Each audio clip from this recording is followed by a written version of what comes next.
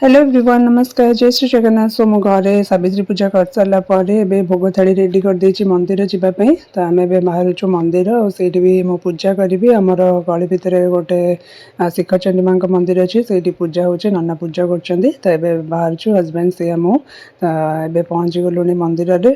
तो ये पूजा हो गोटे गली बाहर भी मंदिर अच्छी बड़ मंदिर से बहुत भीड़ ये फांका अच्छी नना पूजा कर। तो मुझे पलि आसी आग पूजा करदेवी से मंदिर को भी जीव दर्शन करने को।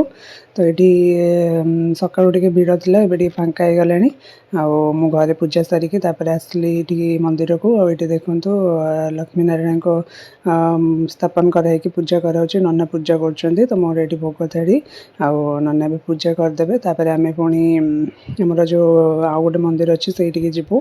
तो से बहुत भीड़ थिला हजबैंड सकाଳେ जाइए तो से भीड़ थिला लाइन लगी पूरा। तो ये भल जल्दी पूजा होमर ये घर पाखे भी। तो से मंदिर को पलि आसलु ये नना भी आमर माने सोसाइटी जो पूजा हुए गणेश पूजा सरस्वती पूजा ये नना सब जा पूजा करती।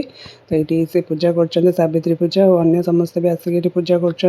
तो ये देखो पूजा हो सी भी बहुत खुशी थी घरे पूजा सरला से मंदिर जीव बोली। तो आम मंदिर आसी सी भी ये बसी मो पाखे देखुचे सब पूजा केमती कौन हो। तो ये भोग कराऊे ठाकुर पाखे।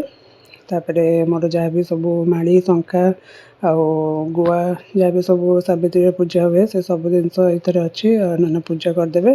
तापर मो घरे गले से सब पिंधि हजबैंड पिंधेदेवे शंखा और माड़ी बारिका आमर नाली शंखा कला शंखा दीटा पूजा हुए। तो माड़ी भी कला माड़ी पूजा हुए। तो सब पूजा सरला तो घरे गलापर मंदिर पुणी जीव दर्शन कलापर घर को जीवु। तो ये देखते पूजा सरला एबे आम आसी पहुँची गलु आमर गली बाहर जो मंदिर अच्छी से जो आम सब हजबैंड आसती सका प्राय।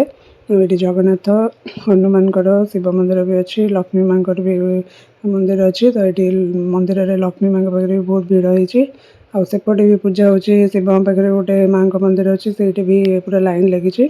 तो आज जेहेतु सावित्री मंदिर में पूरा भीड़ तो आम ये सब जेहेतु पूजा सारी देची। तो ये दर्शन करके मुंडिया मारिकी गलु जगन्नाथ को दर्शन है जय श्री जगन्नाथ और हनुमान को भी दर्शन है और लक्ष्मी माँ को भी दर्शन करूँ।